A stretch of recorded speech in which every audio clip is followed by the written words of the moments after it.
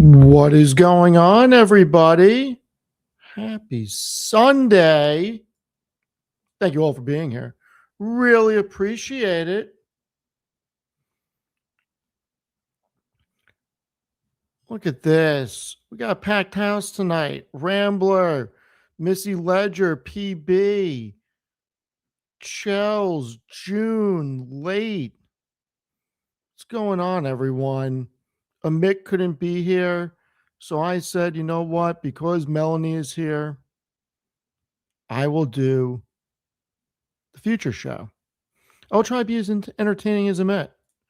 Before we get started, read the disclaimer. I am definitely not your financial advisor. I am not a financial advisor. This is for entertainment and educational purposes only. And with that being said, let's get on with it. And I don't remember if my system has futures or not. I actually don't remember. So I have Robinhood open just in case. Figured out my Robinhood information. And we're going to get on with it. We're going to get on with it. Lena's here, never fear. Lena, where is AMD opening tonight?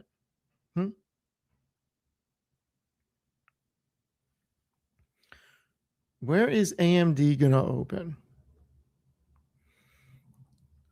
All right.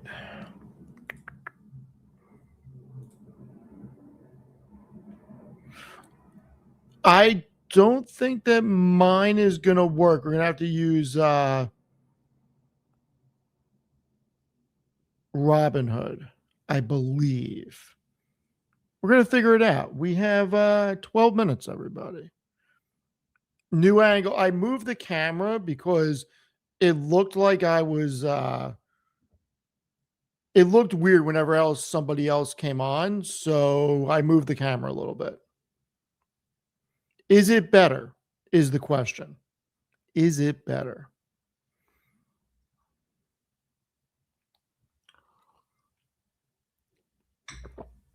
I mean, I don't know about hair gel. I don't know why my hair hasn't moved. I was on the couch sleeping before.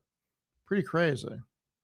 Matt Money is in the chat, everybody. Everybody's favorite White House quant. Matt Money, if you would like to do the future show with me, you're more than welcome. You have a link on WhatsApp, sir. I don't even own IREN, so I wouldn't even be able to DCA. I don't know what to tell you. Finally moved the camera. Was the camera that bad? Jesus. Baby Yoda walked away. Grogu is on the chair in the other room chilling. Amit is, Amit is doing Amit things right now. Whatever that is. Amit is doing Amit things. I don't know that we can consider Palantir actually pumping. I mean, Grogu's okay. Don't you worry. Grogu's watching TV in the other room.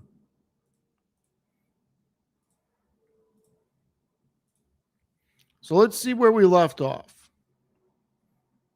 Man, what a week ServiceNow had, right? ServiceNow, 124.37 in extended hours. It got to 128. Next decade, Matt and I went over today. It was 8:05. We're going to get the new numbers in 10 minutes. Pretty excited. Salesforce, 192. NVIDIA, 212. ARM, 354.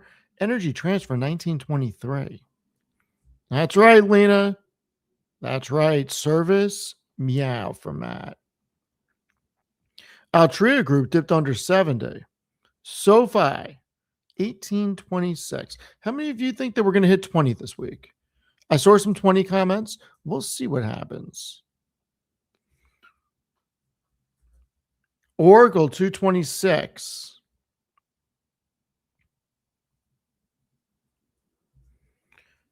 Yeah, Hood.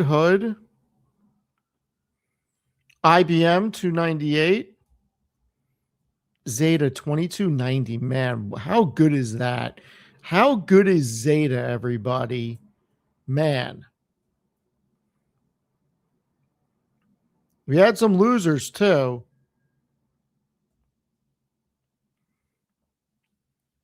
Oh no, I'm feeling good about this week. I'm feeling good about this week. I did buy CoreWeave. I did buy Uber. Started positions in both of them. Zeta, the Zeta crew, I'm telling you. I think Zeta is going to do something special. We'll see. But at a 5 billion market cap, I can see this company getting bigger. I don't know. Call me crazy. Call me crazy. If IBM opens up above 350, holy cow. That'd be pretty wild.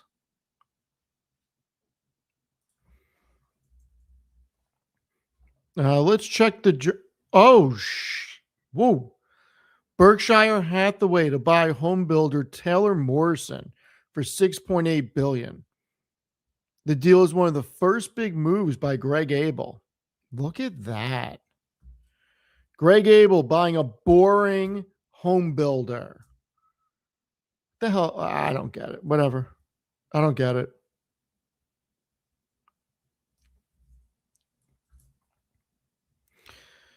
I would have thought he would have done other things, but hey, why would we think about buying Occidental Petroleum? Let's go buy a home builder. Pretty crazy, in my opinion. All right, so where's crude at? We got crude at 89.50, and we got Brent at 92.91. I don't believe Donnie T put anything out on Truth that was important. He was just complaining about CNN today and the New York Times. We don't have any news about a damn deal. Stop tweeting about these things. Put out it, get a deal done.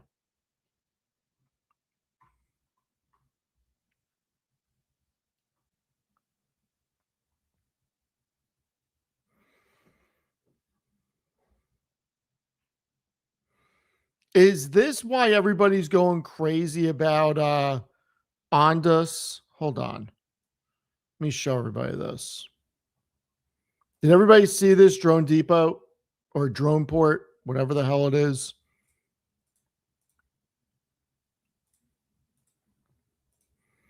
Did everybody see this?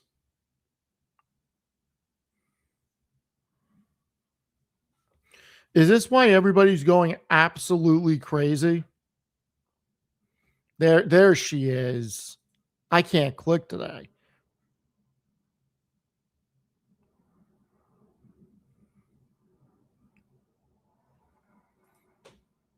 Maybe I'll just jump on the bandwagon. Who knows? Who knows? I don't know.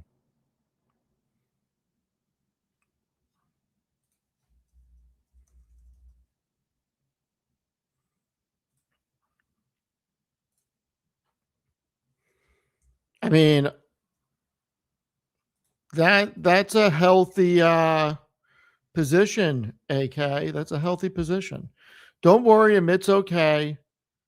He had something that he needed to do.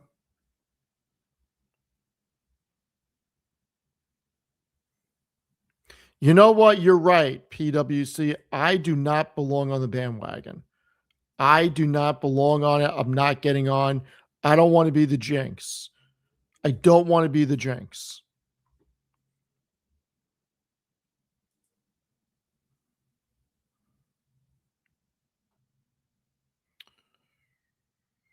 Okay, we do have some unfortunate news. You guys know I don't want to be political.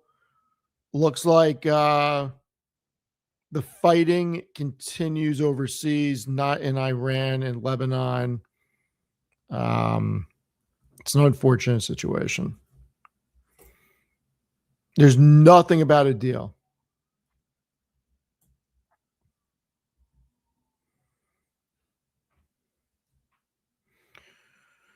We will see what happens. I don't know. It doesn't look like we're getting anything right now. Am I going to cover NVIDIA? I don't know. I am considering it, but it's late. I mean, it starts at what, 11:30? I don't know if I'm going to do that. I may make a video about it for tomorrow. I may watch it from the couch. I don't think I can sit in this chair at 11:30 at night doing this. I really don't.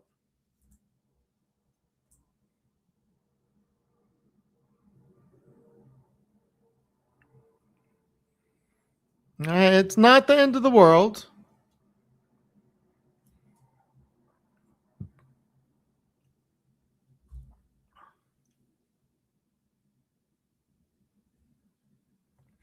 No, I do not think the end of the Iranian conflict would be a sell the news. I do not believe that. I actually think it's going to be oil going under 80 and the market ripping. This is not going to be a sell the news moment, in my opinion, but what the hell do I know? I don't know shit. But if I had a bet, I would say the market rips higher when we get a deal because you know what? That means the Strait opens. That means oil is going down. So,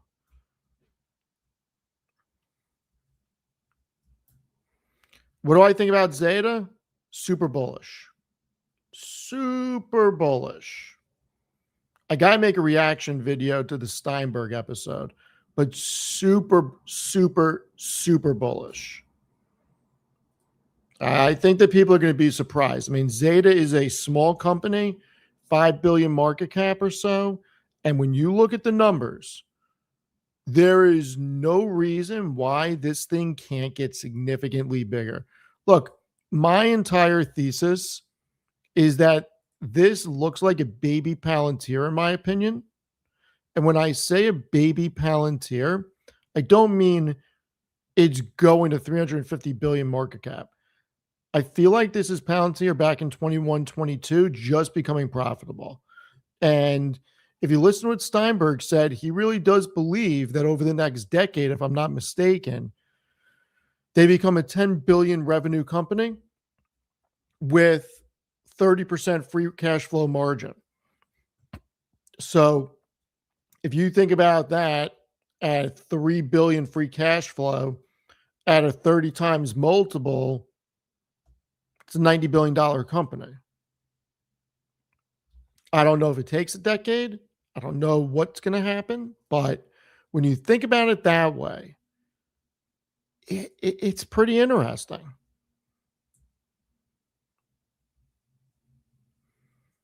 Hollis, are you recovering, sir? Hopefully you are recovering. Rachel, thank you very much. I truly appreciate it. I appreciate it. Thank you. Amit is not streaming tonight. Amit is not streaming tonight. I don't even remember what's on this watch list.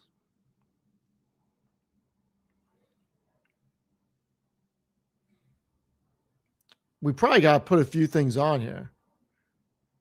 All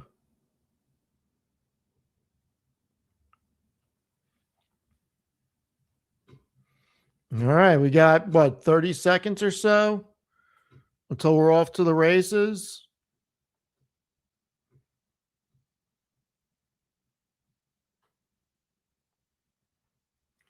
We will see what happens.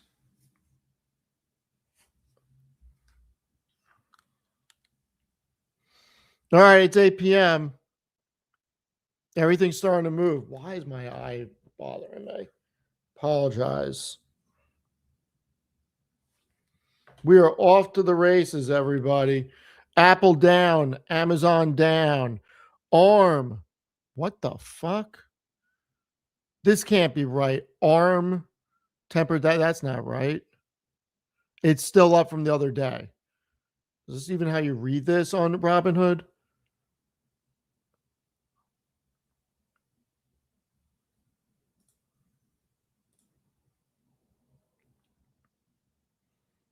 Salesforce 194.59, Ethereum over 2,000. IBM 314, 315, 317.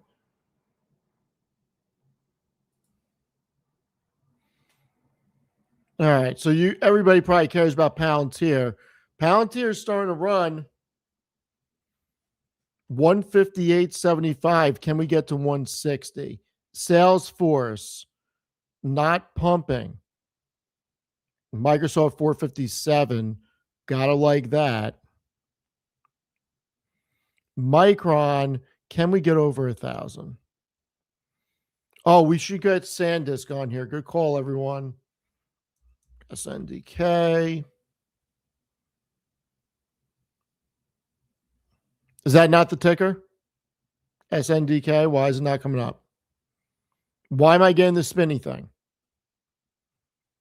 Why am I getting the spinny thing?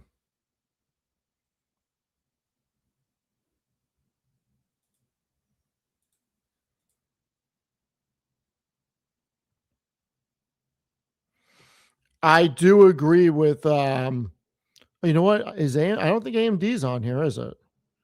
No, it's not.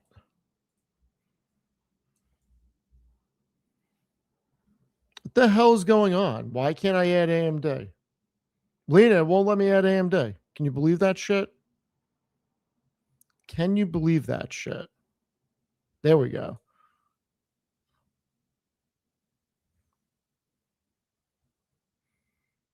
All right, let's get ServiceNow in here.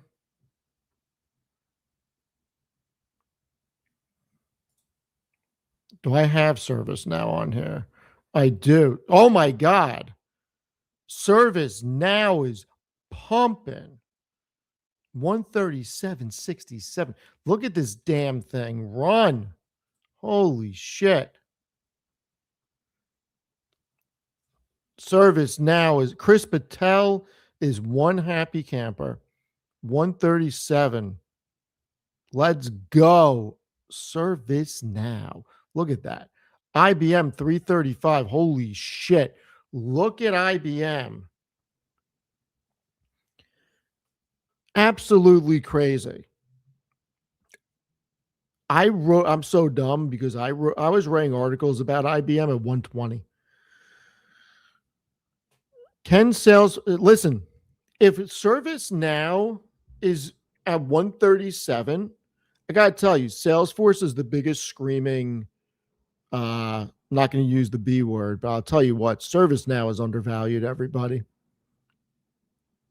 Finally, Microsoft getting some love, 464. I love it. Microsoft getting some love. Fucking love it. Love it, love it. ARM 378, Nebius 237, oil is at 89.60, Oracle 230, next decade 806, Nvidia can't hold a candle to ARM, but 214, Broadcom 454, Broadcom helping me out. Broadcom is helping me out, everybody. You want to know why? I may catch Amit, and in the next 2 weeks, maybe I catch Matt money.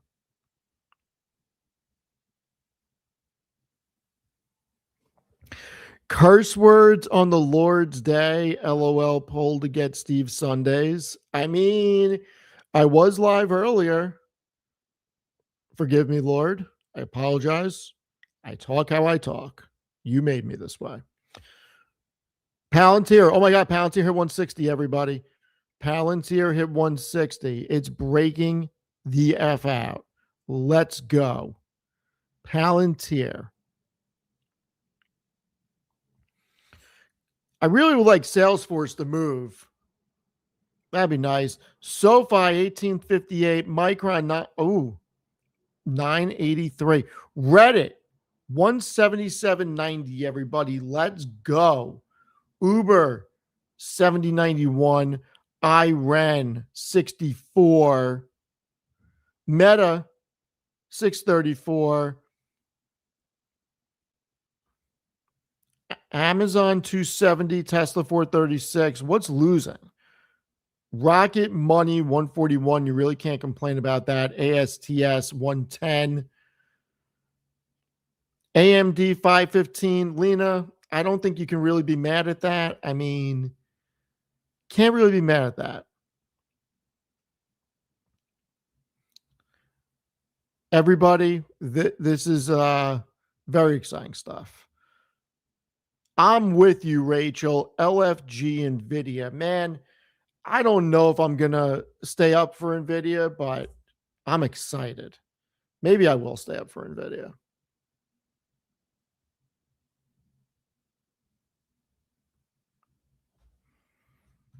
IBM is investing in quantum. It is up $40. Look, I'm standing by what I said. And everybody can get mad, but I'm standing by what I said. The reality of the situation for me, nobody's touching IBM and Alphabet. So that's how I see it. SoFi is running up 2.69%. SoFi is running 1871. Can we do it? Can we do it? Are we going to 20 this week? Is Army going to beat Navy? If you know, you know. SoFi 1872. Does anybody know what the hell I just said? Is Army going to beat Navy? If anybody knows what that's from, you win a prize. I am looking at the chat. You win a prize if you know what I am talking about. Is Army going to beat Navy? Zeta, holy shit. Holy shit. 23-28, everybody. Let's go. Let's go. All right. So, Mike, you are halfway correct. Football and Noto is part of it. But when did he, what is it from? What is it from?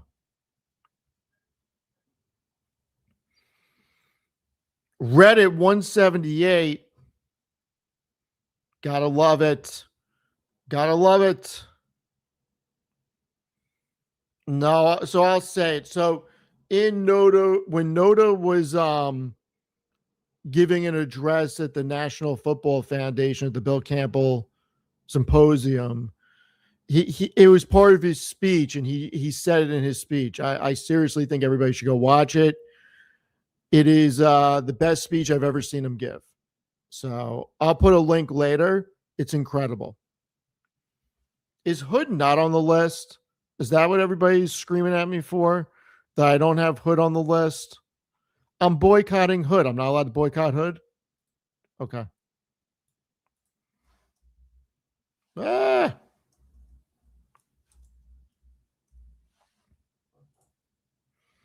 put Robin Hood on the list. Everybody happy?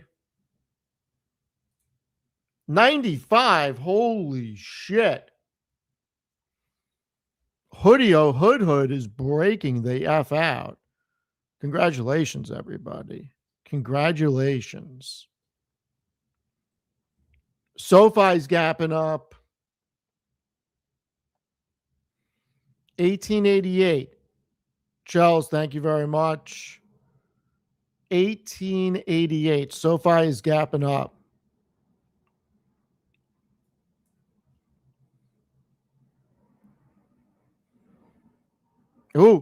Oh, can we do it? Let's go. Get past 200. I guess it did get past 200. I missed it though. 119. Oh, there we go. Salesforce 200 again. 200 again, everybody. I'm telling you, the numbers are just too damn good for Salesforce. I will go over the numbers before I end this. The numbers are too good for Salesforce. 201. Mark my words, okay? Mark my damn words. Am I going to say it? I'm going to say it. I think Salesforce is going to go to 300 at some point. There, I said it. It's too cheap. It's too cheap. Salesforce ain't done. 14.5 billion in free cash flow. It's not done. Attack of the SaaS. That's what's going to happen. Attack of the SaaS. SaaS is back. We are not getting vibe code away. Let's go. Is Salesforce getting code away? Is ServiceNow getting code away? My crystal ball's gone, everybody. How to get the magic 8 ball. Oh, the magic 8 ball says yes, it's getting coded away. Holy shit. You suck, magic 8 ball.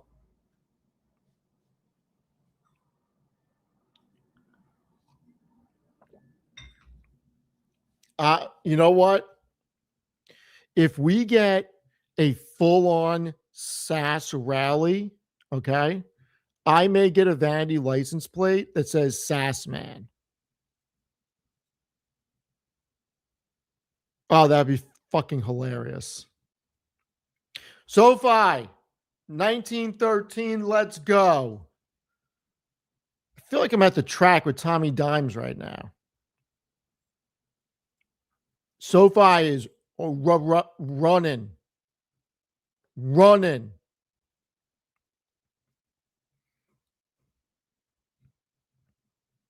Good thing I bought more.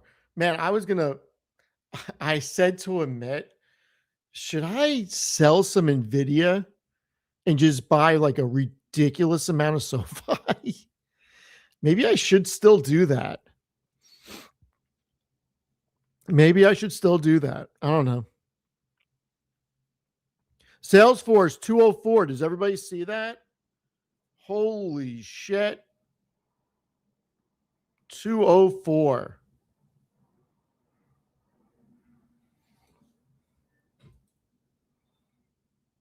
Love it.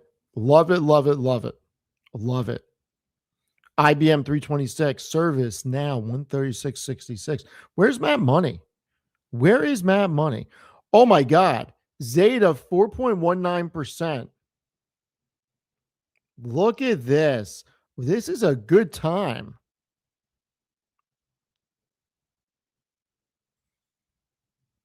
You know, this is, I'm pretty excited, everybody. I got to say, we'll say it. Service Meow. Chris Patel is killing it right now. 137. IBM 327. ARM 380. Salesforce back down to 202. Can't be mad at it. SoFi's hanging out over 19. Oracle 235. Zeta 2381. Let's go. This is why I did not write cover calls on Zeta. But you know what? Tomorrow we may. Tomorrow we may write some cover calls for the week at 26. Oh, this is fantastic. This is fantastic. Palantir 161 breaking out. Microsoft 462. Hood. Can Hood get back to 100 is the question. How happy are all of you? Look at this. Just last week, it was at 72.55, everybody. Look at this damn breakout on Hood. How can you not like that? Reddit wants to get to 180. Everybody thought I was crazy. Everybody thought I was crazy with Reddit. I'm telling you. The next one is Uber and Salesforce. Those are my next two picks. Micron 985. I guess it wasn't a top. I guess those people that said it was a top that I bought at 709 doesn't know shit. NVIDIA 214. IREN 64. Uber 71. Look, Uber does $10 billion in free cash flow. Okay. They're roughly 130, 140 billion market cap. It is inexpensive, everybody. It is inexpensive.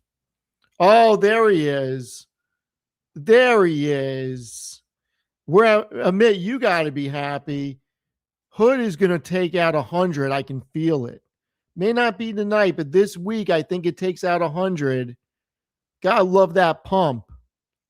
Gotta love it. Reddit wants to take out 180. Look, Reddit can easily go above 2. Easily. This thing is inexpensive, monster growth. NVIDIA 214. Don't hate me for this, okay? Don't hate me for this. NVIDIA is going to have a hard time getting to 250. Don't hate me. It just is. You can't have this type of rally. I mean, shit. ARM is up 8% and NVIDIA is stuck. Okay, Star coming over the top saying Reddit 300. I mean, that would be amazing. Pan W at all-time highs. I don't have it on my list, but we can put it on the list in a minute. Uber just lost 71. Costco 958. Microsoft could hit 500 this week. Why not? Meta just turned the corner. 633, everybody. Meta just turned the corner. AMD 516, turning the corner. We don't have that many things down. We really don't. Rocket Labs holding 140. ASTS is 109.78. Can't be mad. We can be mad about Amazon. It would be nice if Amazon turns the corner. All right, Alphabet 381, Spy 757. I gotta tell you, I think we see 8,000 this year. I think we see 8,000 this year. Uber 7097, Nvidia 214, Micron. I feel like Micron's going to take 1,000 out this week. I really do. I really do. Palantir is holding 160, everybody. Palantir is doing it. It's holding it. Gotta like it. It's running. Does it get back to all-time highs? Maybe. Maybe. I mean, Palantir's quarter was that damn good, everybody. It really was.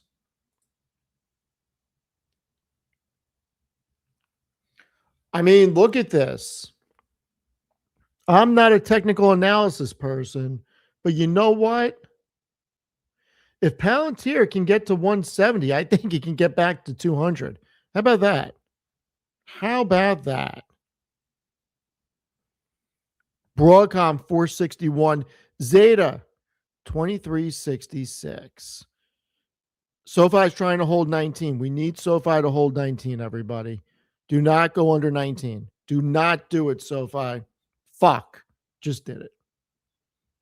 Now we're back. Got a little, I don't know.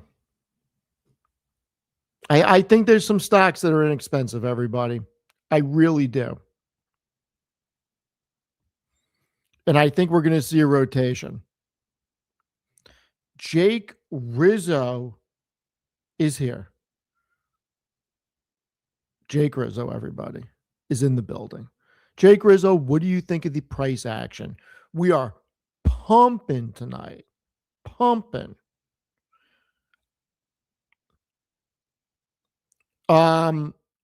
Jesse, I got news for you. I check off, no, this is not for kids. I don't change how I talk, okay? You should see me at the casino. How about that? You get on a craps table with me, forget about it. It's a good time. Jensen at 11 p.m. I don't know if I can do it. We'll see. I don't know if I can do Jensen at 11. I mean, if all of you are going to be up, no, I won't clean up the F-bombs. Don't tell me what to do. The last thing you want to do is tell me what to do. Zeta 2357. Oh, love it. Love it. Love it. All right, everybody. I do think that we have people realizing that the SaaS trade was overdone. Salesforce at 168, 172 did not make sense. ServiceNow under 100 did not make sense. I don't even think it makes sense here. I really don't. I really don't. We'll go through the numbers in a minute. SoFi 1893. Let's look at these. Let's look at some numbers. Let's get out of this. Let's look at some numbers. Let's see how these things are being valued. What the hell's going on? Where did that noise come from? Oh, is that Robinhood? Robinhood making noise on me?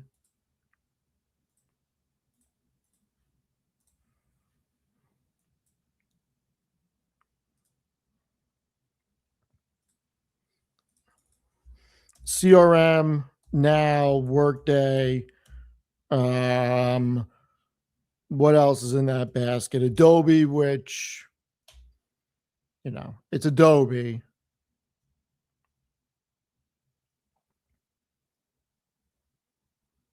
I mean, these margins are incredible. It's hard. And now keep in mind, Salesforce's market cap, 156 billion. 156 billion for Salesforce, 104 for Adobe. When I look at the valuations on these, this is cheap. I mean, Adobe is by the numbers. If you believe that they're going to be around, Adobe should be a $600 stock by the numbers. Very inexpensive, tremendous amount of cash flow, 10.5 billion. How Salesforce trades at 10.3 times cash from operations. Matt, why don't you come on, Matt? Come on here. You have a link in WhatsApp. Come on here. 15.2 billion cash from operations, 560 million capex, 14.7 billion free cash flow. Here's why things happening, everybody, okay? Here's what I think is happening.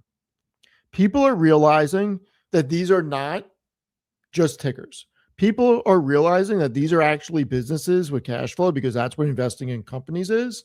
And you should want to buy the companies that are producing the most profitability for the cheapest valuation, especially if there's growth. And you know what? I think that's what's happening. I think people are realizing, you know what? Maybe the people on X that are screaming SaaS apocalypse, maybe they don't know what they're talking about. I mean, I've been saying they don't know what they're talking about it. I've been saying it. I mean, everybody knows my background. I can sit here and I can tell any of them exactly what happens on the back end.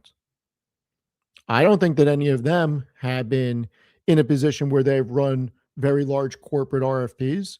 I don't think that they have Salesforce and ServiceNow and Workday reps in their phone. I don't think that they have actually been decision makers at large companies. I have. And I'll tell you, oh, Pedro, you're too kind. Thank you so much. Really appreciate it. I think Jake Rizzo is right.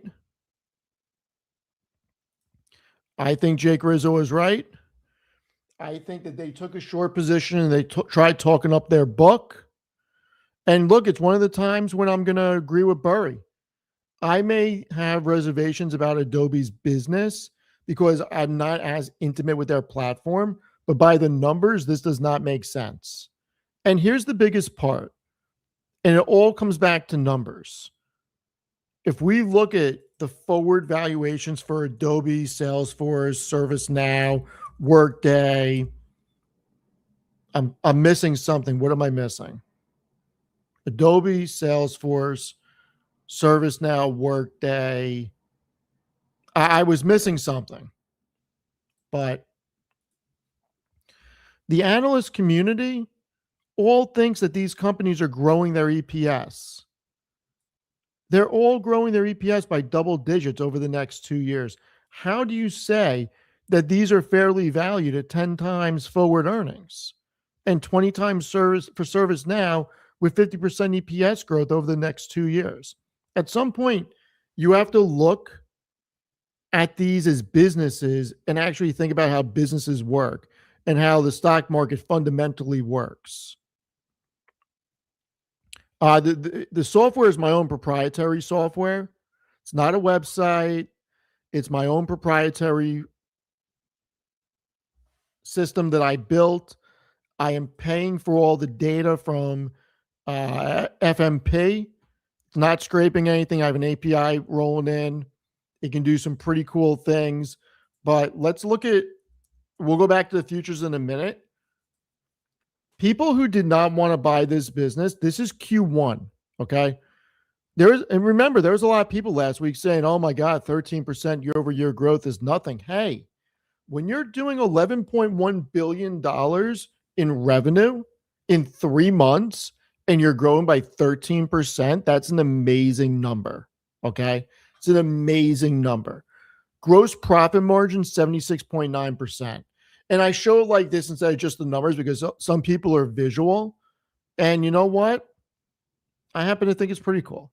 21.8% operating income, 18.9% net income margin.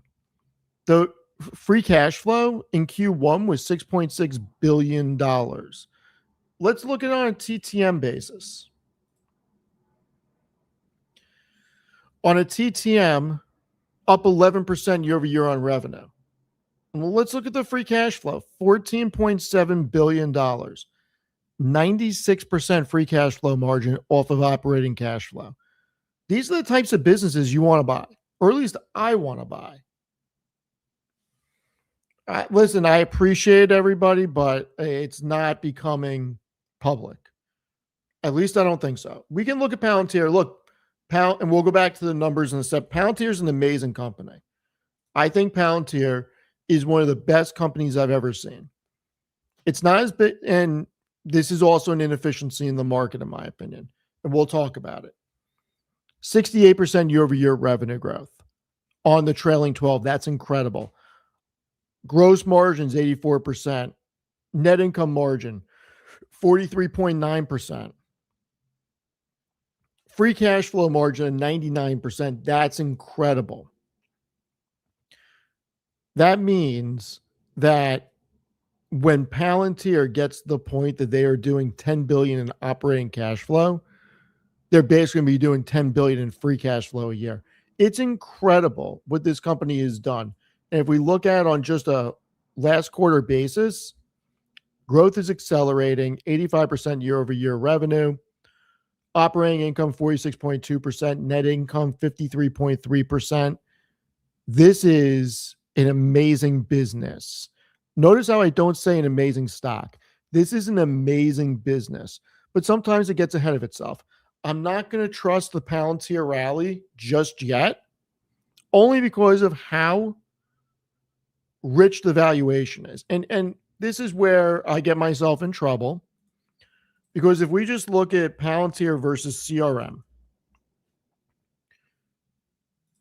and look, I'm a shareholder of both, okay? I have way more Palantir than I have Salesforce.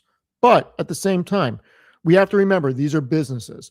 Palantir has a market cap of $359 billion. Salesforce, $156 billion. Palantir is more than double the size of Salesforce. Yet, Salesforce's valuation is a clean sweep. And on a discounted cash flow value, 250 is the price for Salesforce, 1677 for Palantir. Take discounted cash flow with a very big grain of salt. Revenue growth, obviously Palantir is crushing it. Much bigger revenue and EPS growth. There's no question. That's why they're getting a premium. Margins are better. There's no question about that. Much higher return on equity. Much higher return on invested capital. These are two incredible metrics, and that is kind of why Palantir is getting such a huge bid. But at the same time, I'm not saying Palantir shouldn't get a multiple, but should they get that big of a multiple? I mean, the numbers are the numbers. And when you look at the operating cash and you look at the free cash flow, I don't know that paying double Salesforce's market cap for a company that does a seventh or a sixth of the free cash flow makes a lot of sense. It's expensive. That doesn't mean it has to go down. But I do think we are seeing a rally in SaaS because people are realizing these numbers just don't make sense. And Salesforce should be a lot higher. And we're going to go back in about 1 minute to the numbers. I want to see where they are. I want to bring up Salesforce in the equity analyzer. I'm going to make a full video on this. So I built a full-blown fair value equity analyzer. It's a 12-factor engine. It is a big methodology in here. And when I put in Salesforce, okay, my system and the methodology for it, I have it on fundamentals. I have it on the risk-free rate of return, cost of equity, the beta, I have two discounted cash flows for intrinsic value, forward and a reverse, the back test, terminal value, the bridge, target multiple, the fair value, weighting, starts at 45% discounted cash flow, 55% multiples, discounted cash flow weight fades the more the two methods disagree. I mean, I went really crazy with this. And through the reverse in, because it solves for the free cash flow growth.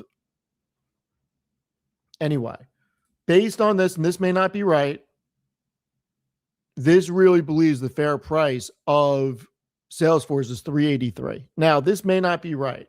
And I made it where if I was to disagree with the assumptions that it's setting, I can move the assumptions around and it makes the price go up.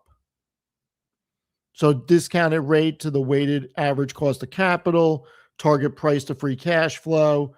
I mean, look, maybe it was on 32, I think. Maybe 32 times price to free cash flow is expensive.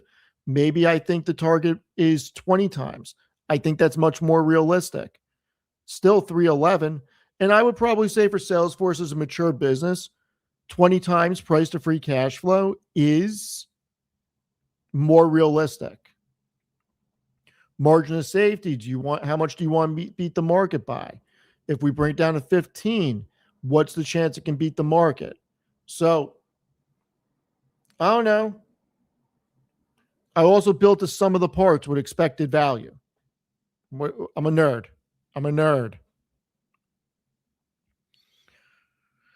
So this is the system. We'll use it more another time. Let's go back to Robinhood and let's see where we are, everybody. All right. IBM 330. ServiceNow is holding the line in the sand at 136. ARM at 384. And I was talking some smack. And I said I didn't understand why ARM was above 200. Salesforce is holding the line at 200. Oracle 235. Nebius Crew is happy. 241 Nebius Crew. Okay, so for everybody in the chat, please. It is my own system. The system does not have a name. It is just my own system. It is not public. The big guy is here. He's got to be happy. You can go catch our interview on his channel or my channel. Senor Endicott. SoFi did not hold the line, everybody. We got 1894, but you know what? We're going to take it. 1894, we're going to take it. Palantir, 162.50. You got to be happy about that. Zeta, 2370. Everybody in the Zeta community, I'm going to have a surprise for you this week. I'm not going to say who it is, but I will be doing an interview with somebody from the community. And I think we're going to put it out on Thursday. We'll figure it out. Broadcom, 460. Robinhood, 96. Ooh, 97. If Hood gets to 100 before I close out the stream, I will ring the cowbell. Mike, thank you very much. Amit has a bell and I have a bell, courtesy of Mike, who I get in shoving matches with trying to pay for stuff. Guy's so generous. Can't let him pay, though. Can't let him pay when I'm with him. Microsoft, 462. Reddit, 179.70. Let's go. Can Reddit do it? I think it can, everybody. I think Reddit can go back to 200. Want to know why? Because the numbers tell me it can. And I think that we need to really start looking at, and look, there's nothing wrong with buying moonshots. There's nothing wrong with investing in things that we think have incredible alpha on the story. But at the end of the day, these are all businesses. And not all businesses are made the same. Businesses have fundamentals from the financials. And you know what? At some point, the market becomes a weighing machine, not a voting machine. I think that Reddit's numbers are that good where it got sold off for the wrong reasons. I think it got extra hurt because of Meta, but I do think that Reddit's going to go higher. Now, NVIDIA, let's spend a little bit of time on, spend a little bit of time on NVIDIA. It's an incredible year. It always does this. At least it feels like it always does this. It was stuck and then it pumped, sold off, pumped, sold off. Are we going to get another pump? Yeah, probably. I don't know when. But I really don't believe the market wants NVIDIA past 9% of the S&P. I really don't. Now, I think NVIDIA deserves to be 275 here. I really do. I think NVIDIA is so undervalued. Trading at less than 15 times forward earnings, I think, is BS. What do I know? What do I know? NVIDIA is one of the greatest companies in the world. There's no question about it. What Jensen does, BT, thank you so much. I appreciate it. Too kind. Broadcom is saving me. If we go to I don't think that the stock draft is on the forward basis. Hold on. Matt, do you know if the stock draft takes into consideration after hours? No, it doesn't. We're going to show it, though. This is actually pretty funny. So in case you're not familiar, Amit, myself, Tanner, Matt, and Chris are doing a stock draft. We have 3 weeks left. We'll be running it back. My proposal has been accepted by all parties. Okay. The only things that are helping me are actually Broadcom, CrowdStrike, and Micron. And you know what, Matt? If you're listening, I may catch you. Just saying. Just saying.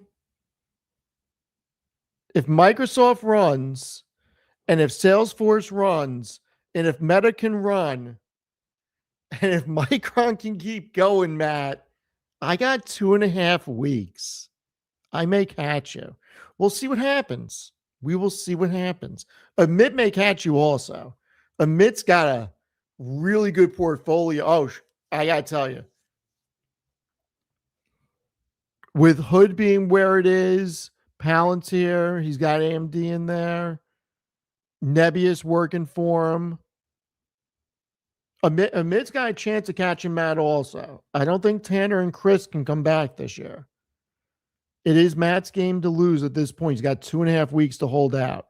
Tanner's not going to make a reversal. I don't think Chris will. Axon, Elf.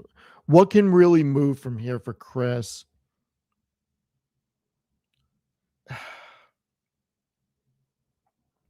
I think Chris is going to be maybe 35 to 40%. I think his portfolio will move a little bit, but I don't think it's going to be enough to catch Matt. I don't know. We'll see. We're going to do a few things for next year. Frogger Finn is in the building. What is going on, Frogger Finn? I don't know. I need to catch Amit first. Who's in here?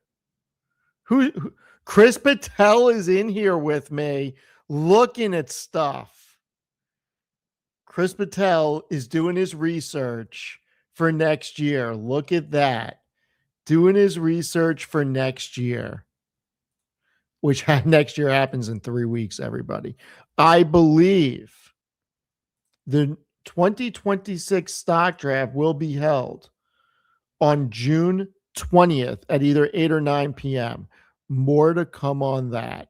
Chris is absolutely plotting. I can tell you he's been doing his homework all weekend. The group text has been going off today and last night. Let's go back to Robinhood. All right. Service Meow, 136.15. IBM 325. Broadcom. Where are you? That's ARM. Broadcom, one of my heavies I was just talking about, 460. ARM is 379. Salesforce, 201.39. SoFi, we got over 19 again. We got 19 on SoFi. This is why I can't go to a track. This is why I can't go to the track and I can only go to the casino so often, because I get a little intense. Get a little intense at the craps table, everybody. Oracle, 235. Next decade, 822. Zetaland, 2370. Can we get back to 24? Hopefully we can. Palantir, 162. Microsoft, 462. Micron, 994.90, everybody. 994, everybody. Is this the future show? Ed Monies wants to know. Yes, it is. Amit is away. He is not able to come and play. I stepped in, though. QXO, 1739. We're going to need rates. QXO is going to be a rate story. The group text is going crazy right now. Oh my God. I'm going to out Chris right now. Is everybody ready? This is what Chris just texted in the group text. You ready? And God forbid MU takes off in Steve's portfolio. Chris was looking.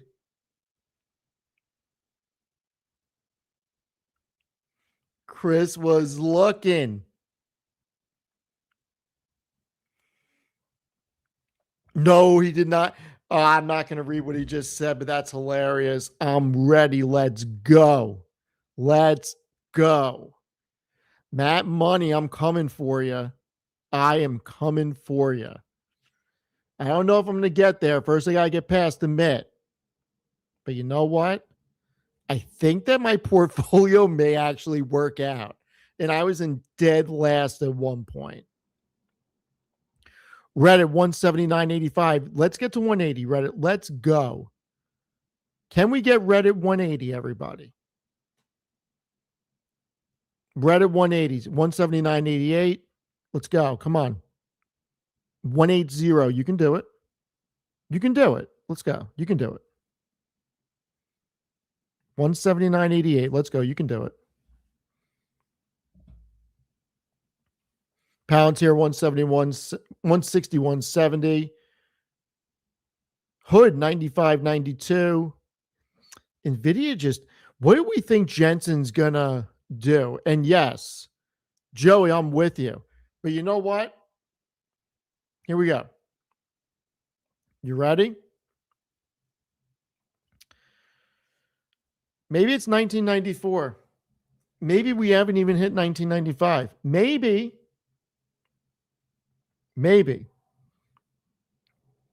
We haven't even gotten dressed for the party yet. We may not even be at dinner. We may not have even left the house. This may just go for 5 to 10 years. Who knows? Who knows? I have to stay live for NVIDIA. I mean, let me talk to Canada. Let me see what he's going to do. I really don't know if I can stay up till tomorrow's a long day.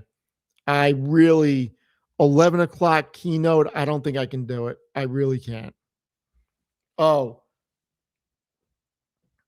running an auction style show. Just wait. I'm in talks about something. That's all I'm going to say. I am in talks about something involving sports cards. We'll see what happens.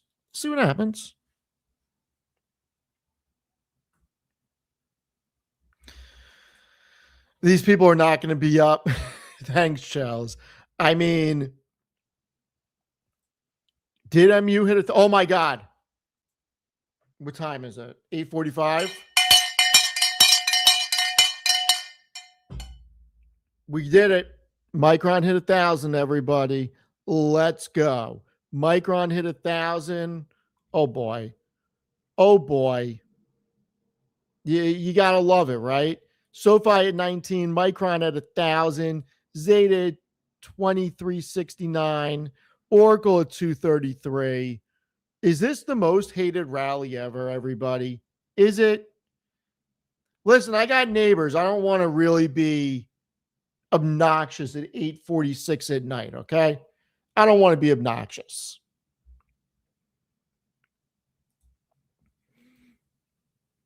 I'm not going crazy like Amit. Whoa, hold on.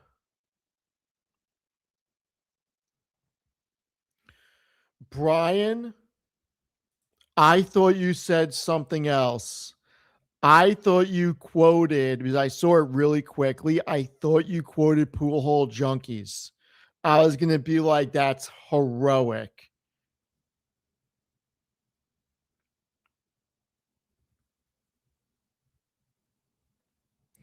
No, we're not going crazy with the cowbell. It's too late. No.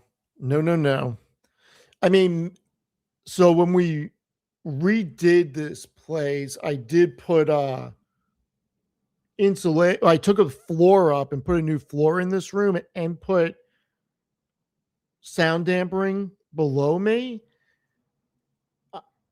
I mean, let me figure out a way if I can soundproof this room.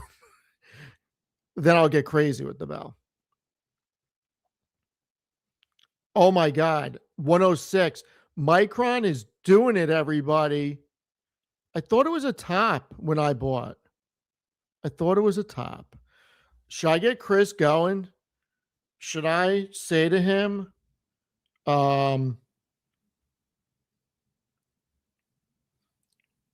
MU 1006. I wonder if Chris Patel's going to say anything. Maybe we can get Chris Patel on. Let me see if he wants to come on real quick. Do you want to come on the Futures show?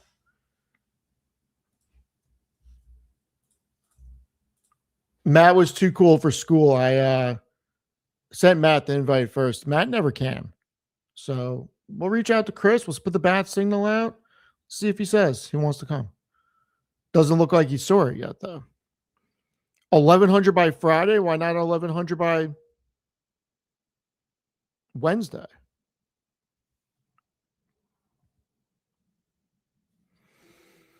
I mean, whew. This is I don't know. This would make me want to day trade. If I started a day trading show, watch out. You guys would be it would not be good. I can tell you that. I would have to really put the disclaimer out there. You're going to hear F-bombs and oh my God.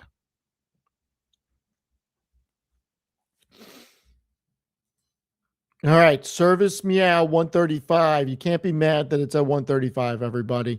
IBM 325. ARM 384. Where's Qualcomm? I'm going to be so mad. Is Qualcomm like over 300 now? I'm the dumbest person. Where is this damn thing? Okay. Qualcomm's at 246. Whew. All right. Apple 310. Rocket Lab. Please hold 140. We want the Space Mob to do well. Please hold 140. AMD 508. Ethereum 2015. Amazon 270. Sirius Satellite Radio. I have a theory about them. I think somebody's going to acquire them for their satellites. Yeah, Rocket Lab's right here. It's at 140. We do not want that happening, everybody. We do not want that happening. Tesla 434, Amazon 270, Costco 955. Whew. What the hell is NVIDIA? What do we think NVIDIA is going to say tonight? What do we think they're going to say? NVIDIA just got to 215. It's trying to do something. It's trying to go, everybody. I want it to. Reddit 179.80. 179.80. It's going. It is going. Man, we're going to have a good week. I can feel it. Tommy Dimes. Tommy Dimes is here, everybody. Tommy Dimes, if you've been watching for a little bit, this is a small glimpse of what it's going to be like when we're on the craps table together, my friends. You're going to have a good time with me shooting dice. I can tell you that. When we do the Miami meetup, you and I are going to the damn casino. I can tell you that. And I'm going to make some phone calls. I got quite a few friends down there. You may even, Tommy, I would not be surprised if you know some of my friends because they all hang out at the Hard Rock. We'll talk. Zeta 2368, Micron. Oh my God. Can we get to 1010? Can we? Can we do it? Chels, no. Miami in the winter, New York in the summer. It was 18 degrees when Amit did his meetup in New York. We can't live through that again. It was freezing. 19. SoFi, we're at 19. This is good.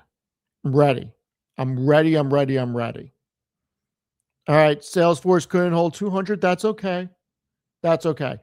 I really think I'm going to buy more Salesforce. I am super bullish. Oh my God, we did it. 1,010, everybody. 1,010. Micron is just going haywire, everybody. It is running. Nebius Crew 242.90. ARM 384. Service Meow 136.13. IBM 326.50, everybody. Reddit 179.67. Palantir 160.70. It's holding it. Where's Rocket Lab? 140.60. Okay. All right. We can live with it. Thank you, Ed Monies. Really appreciate it. Basis Points is a pleasure to do. I love hanging out with Amit. You know, I see Tommy Dimes is speaking my language. Tommy, I have a very serious question for you. I got beef with Mortaranos. It's one of my favorite restaurants, okay? But we used to go there all the time.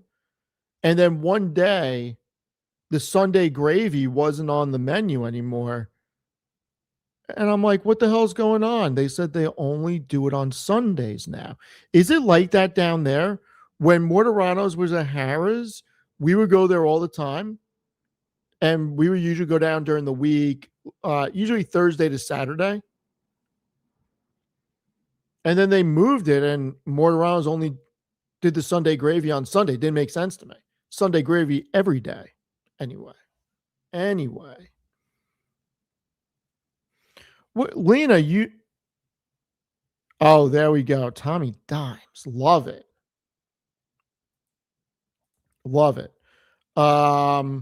Basis Points needs to be 90 minutes. I'll talk to Amit about that. We'll see. I don't hate that. But it's also with how we book it. So we may have to talk to the studio.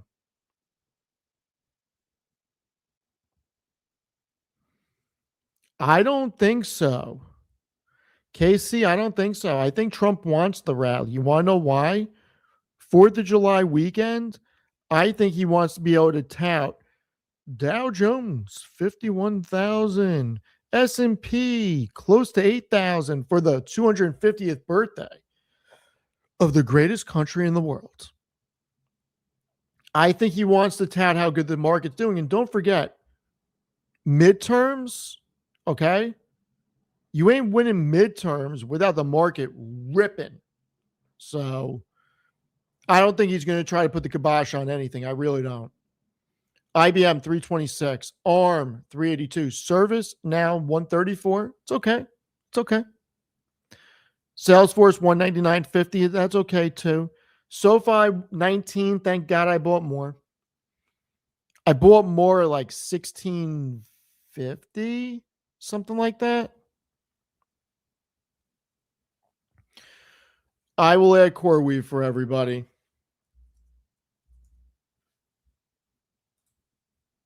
All right. Ooh. Stevie did something smart buying CoreWeave. It's at 114. 114. Awesome. Love it. Hollis, you could be correct. When Trump sells, that's the top. If SoFi gets into the S&P on Friday, I will have to do some type of special stream or something. I'll have to figure out something special for it.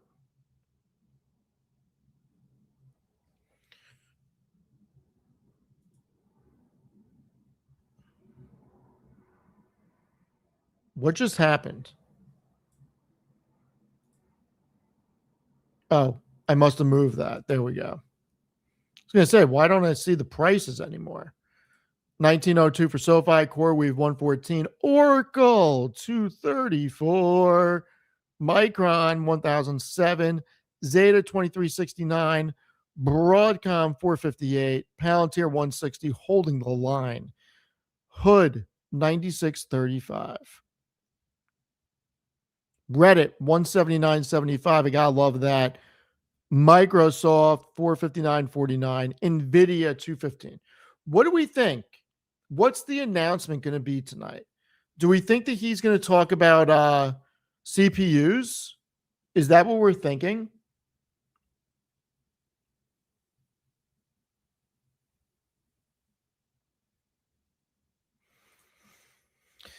You know what? If that's true, more CEOs should come on. Just saying. Zuckerberg, Mr. Zuckerberg, please come on. We would love to have you on Basis Points. I would even fly out to do the interview wherever you are, Mark Zuckerberg. Matt, why aren't you getting on here? Wait, are you in bed, Matt? Are you becoming a sleepy little baby? Are you in bed? Is that why you're not coming on?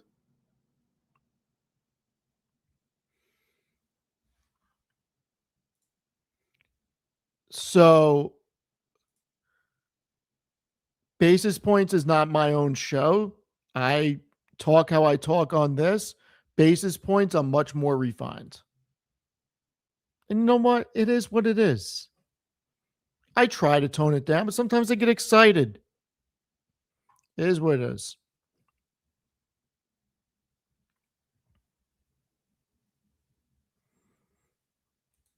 And this is a good one. Would love to hear more content on how to build and maintain a portfolio. Seem you all have different strategies. Yeah, we could talk about that at some point.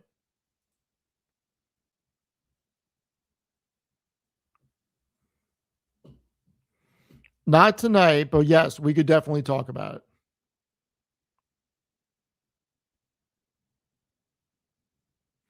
Sleepy time tea. All right. Rocket Labs holding the line. We need to draw a line in the sand. 140. We're holding the line right there. Qualcomm 245. Qualcomm may still be undervalued.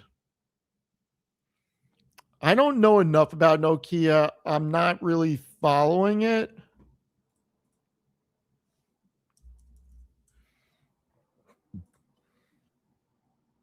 I know Amit bought it.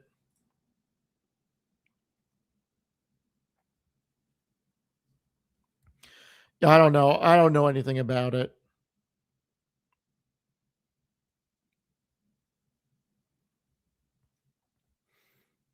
All Zuck had to. Okay. There's a comment that made me stop in my tracks. I'm not going to say what it is. Anyway, um, all Zuck had to do is not mention metaverse, and he mentioned metaverse. If you remember, I said heading into earnings, this guy, all he has to do is not mention metaverse and not mention CapEx. All he had to do. He didn't get my memo. He didn't get my memo.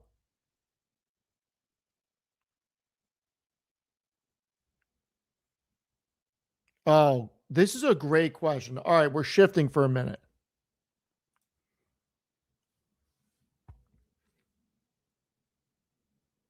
You know what? This isn't what's the best movie of all time. This is what are you never going to get bored of? And that's a very hard question. Would I get bored of Heat? I don't know. I haven't yet, but you know what? I don't think I can watch that for the rest of my life. Could I watch Godfather for the rest of my life? Probably not. Could I watch Casino for the rest of my life? Maybe. Could I watch Wedding Crashers for the rest of my life? Yes, I could. Could I watch Caddyshack for the rest of my life? Yes, I could. Ocean's 11? Probably. I don't know. I got to think about it. Very good question. I don't have an answer for you right now. I really don't. I feel like it would have to be some type of like classic comedy.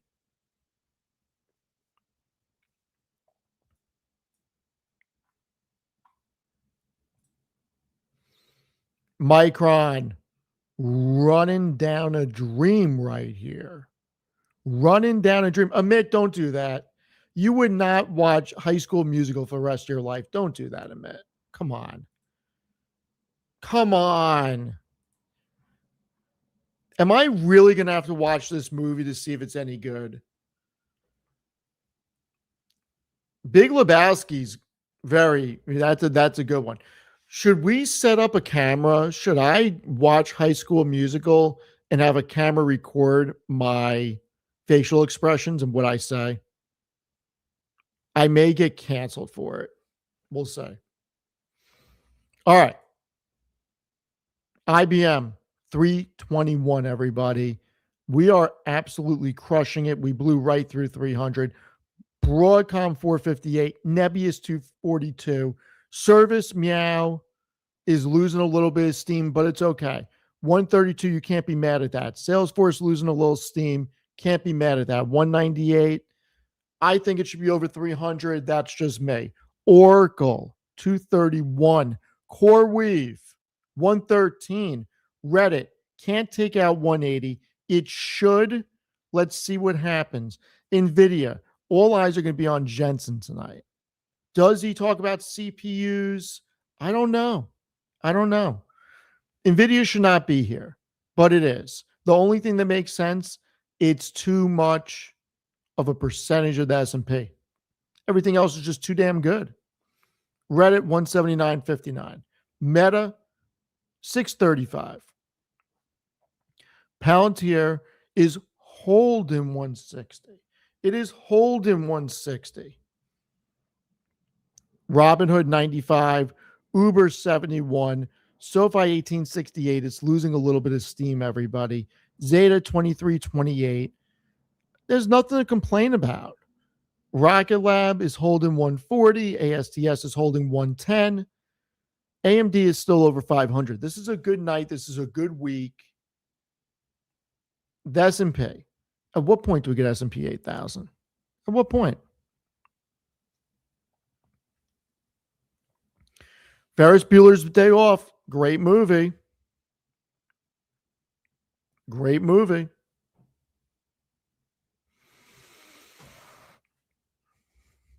TJ, if they announce that, you're getting a prize. That would be incredible.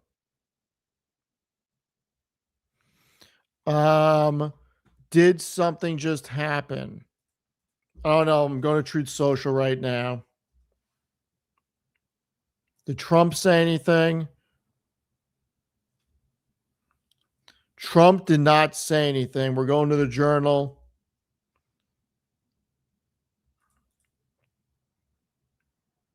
Nope. Nothing on Wall Street Journal. Let's go to X, see what's going on X.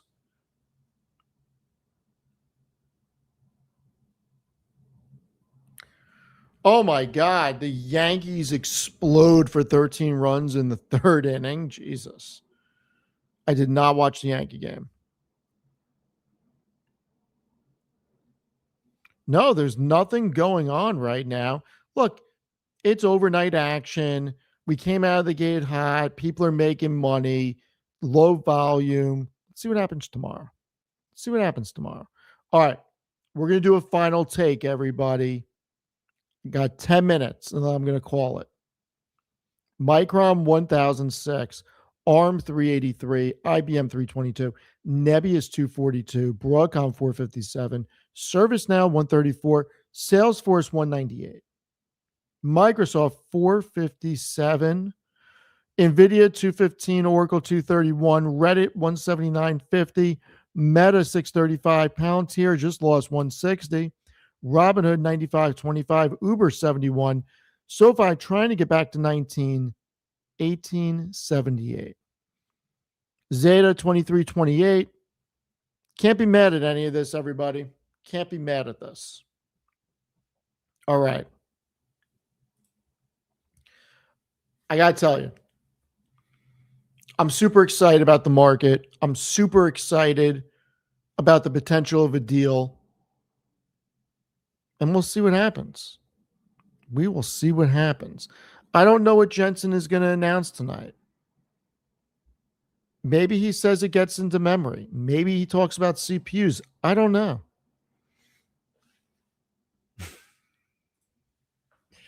What movie is that from, Reckless Finance? What movie is that from?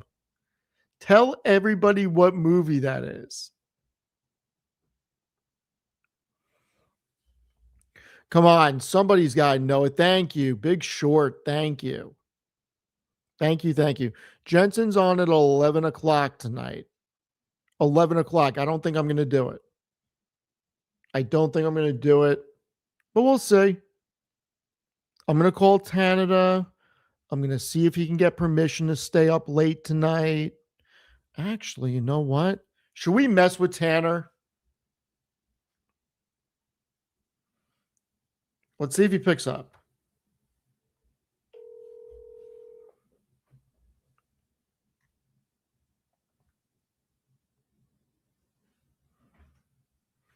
Captain Sleepy Time did not pick up. He put me right to voicemail. Captain Sleepy Time. Is he in the sauna already? I don't know. But the chances of Tanner staying up for 11 o'clock, I was not pranking him. I was legitimately calling him to see if his sleep clock would allow him to stay up tonight. I was legitimately going to ask him that.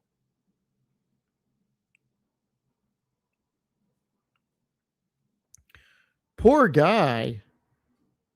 I mean, he's like 28. He can sleep for 4 hours one night. He'll be okay. He'll be all right.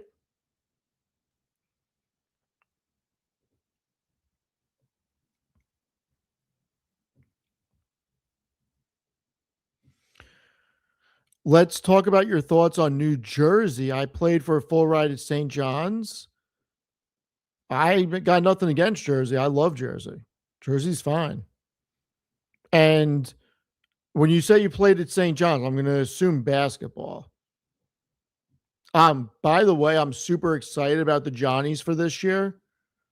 I think they're going to do really good. I am so happy that they are really going to put money into the basketball program. So excited.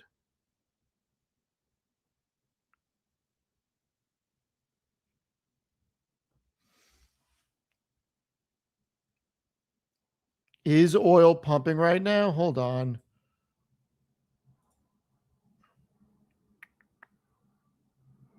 Oil is, I wouldn't consider this pumping. It's at 89.68.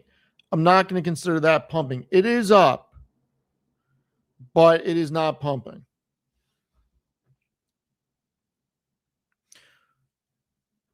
Hold on.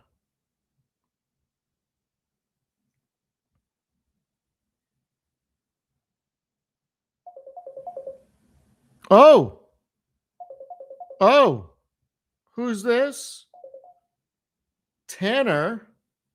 What's up, brother? You're live right now. Good to know. The people want to know something. Yeah. They want to know if Tanner, Captain NVIDIA, Captain Sleepy Time, if he's going to get a pass from his sleep schedule to stream NVIDIA. Will his sleep schedule allow it? I'm getting a pass. Whoa. Everybody, we got 1,242 people here. Everybody heard that. Say that again. You're getting a pass? I will be live at 10:45 to watch NVIDIA GTC Taipei at Computex 2026. Whoa. This is, everybody, this is earth-shattering news. It is earth-shattering. Did you sauna yet? No, I haven't. Whoa. So this is nuts, everybody. This is groundbreaking news. It is 9:12. Tanner has not saunaed, and he's going to be live for this conference. Yeah. Maybe I'll schedule right now, Russia sauna, and then usually it takes me about an hour to heat up, get everything done, like do the sauna, shower, everything like that. So maybe I can do both. Maybe he can do both, everybody. Maybe he can do both. Do you want to join us, or what are you thinking? Well, us, plural. Who else is going to be there? Jose. Oh, boy. I don't know. It's an NVIDIA gathering, I'm telling you. So this is so classic. I just may want to lay on the couch and watch you guys on the big screen. Yeah. I think you won't be watching much of us. It'll be like 15 minutes of us, and then it'll be maybe an hour or two of Jensen. You think he's going to go for that long? Yeah. All right. So the last question before I let you go and do what you need to do to get your mind right for this, because look, you're going to be up to like midnight, 1 a.m. I don't know what you're going to be like tomorrow, man. I mean, is your sleep score going to be under 70? It's going to be a terrible stream tomorrow, but when Jensen talks, I got to listen. And you know what? When we were talking or texting earlier and you were like, yeah, I don't know if I'm going to do it, I knew it was BS. Just saying. I'll show you text with me and Jose. I probably decided that I was going to do it 15 minutes ago. I was back and forth with him, but he said, essentially, you're going to listen to it anyways. You might as well do it when it's live. I'm like, all right. He's right. I'm going to listen to it anyway. Love it. Okay. So. You know what I'm listening to right now? No. I'm listening to Leopold Aschenbrenner. Oh, God. This dude is, a literal genius. Okay. He went to college or like university. He was a valedictorian at 19 years old. He went to college at 15. Okay. He's Doogie Howser. He is like, listen to the guy speak. And if you agree with him, man, the bull market hasn't even started. Well, I actually said 25 minutes ago that it may be 1994 and we haven't even gotten to the restaurant yet. Bro, it's crazy. You know what? I just saw a post from Amit talking about how it's, SaaS is back and never bet against SaaS, and you can have your own opinions on that and stuff like this. But essentially what Leopold is talking about in one of these interviews that he was in was that, soon we're going to have AI, if it continues to creep up on this intelligence scale, that it's not just going to be smarter than the average college student and everything, which might be where it is right now, but it's going to be smarter than geniuses. as Dario said in his recent conversation with Dwarkesh, is that we're going to have a data center full of geniuses, like a country of geniuses. And it's going to get to a point where these are fully automated. They're making decisions on their own. In fact, human intervention with some of these AIs would be like, essentially, we would be the worst part of it. We would be the managers would be the dummies. How do you, I'm curious, if this is the outcome, if intelligence scales with compute, where, like, is there a downside to fully automated, like, intelligence? Is there a cap to intelligence, or is that just infinity? Infinity, Skynet. But for real. I'm not kidding you. And if that's the case, why are you on your live streams looking at Salesforce? Because Salesforce should be over 300. Okay, all right. I mean, it trades at 11 times free cash flow. I get it, but maybe they don't have 11 years of cash flow. Beg to differ. Anyway, yeah. I am going to let you go. You need to go prep.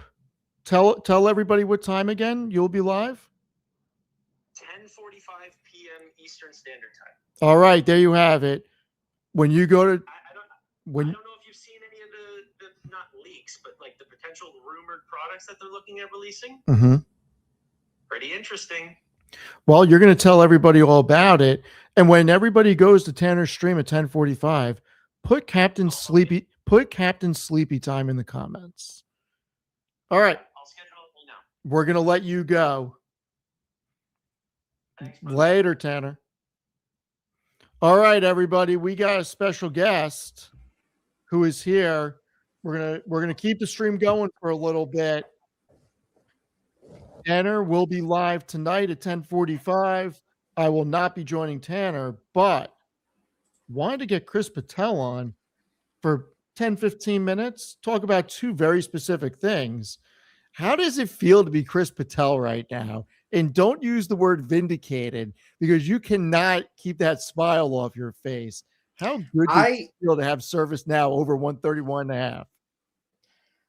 Listen, I just want to say I don't care nearly about the money, even though the money is nice. Like, it's really nice to look at the portfolio and see what's the money's nice. But I think the validation of just trying to comfort people through the misery while this was like in the 80s, I think that's the part that like got me the most, because it was like everyone was really down on SaaS and thinking like, oh, SaaS was just going to disappear. And I'm like, me and you, we literally held people's hands when it came to keeping faith with the SaaS market, you know. And I think we have to remember that you always have to look at this from the angle of like a business, right? Like, where does the business value end up?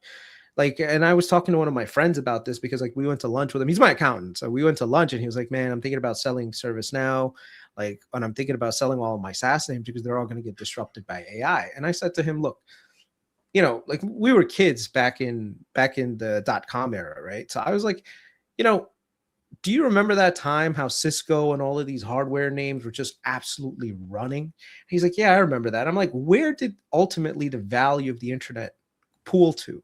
It ended up pooling to Gmail. No one woke up in the morning and said, let me check my router to see what my emails are like, right? No one said, let me check this, you know, my internet connection to see if I got like, what is that thing called? I could go to a website and search. No. The application layer is where all the value is gathered. If you look at your phone, the value of this phone is not the hardware. It's the iOS software that's on it. So it's the same exact thing. AI is going to come. AI is going to provide all of these crazy benefits, but all of the value is going to end up at the software layer. Yes, the hardware will go towards supporting that. I am not denying that. I think NVIDIA is going to do well. I think AMD is going to do well. I think all the hardware players, they're going to do well. But at the end of the day, no one's going to say, yeah, let me buy that GPU. No, everyone's going to say, I need to log into my favorite application to do my job. For me, it's ServiceNow. For you, it's Salesforce. You know, for a creative person, they're not logging into 5 different applications. They're not going to Claude and saying, hey, I need to edit an entire video. I need to do color saturation and all that. They're going to go to Adobe. So these businesses have built such a strong moat around the user that most users, they're not going to switch away for what? Something that's vibe coded. And you and me, we've been vibe coding for the last couple of weeks. So we understand that there are a lot of limitations when it comes to trying to develop things. If anything, I think this actually makes the moat even higher for SaaS, because all of the SaaS companies will be able to move at a much, much faster pace. A new company comes around, they have a really feature-rich product that they see that is gaining traction. They're just gonna vibe code the same thing, sell it at a discount, and now all of a sudden, that smaller niche player is gonna get destroyed. You know, so SaaS ultimately, in my opinion, is going to benefit. And I think the market is slowly recognizing that. And, you know, I think most of these companies are going to end up at all-time highs eventually. I can't say at what pace they're going to end up. You know, it might slow down. I think we might even get some, you know, profit taking here and there. But overall, I think we have really good entry prices, and just hold it, you know. And I think the run up, I know people are probably going to be like, man, I missed that initial 50% run higher. No, you're talking about literally businesses that generate so much free cash flow. They buy back so many of their shares. This thing has a lot of legs to run up.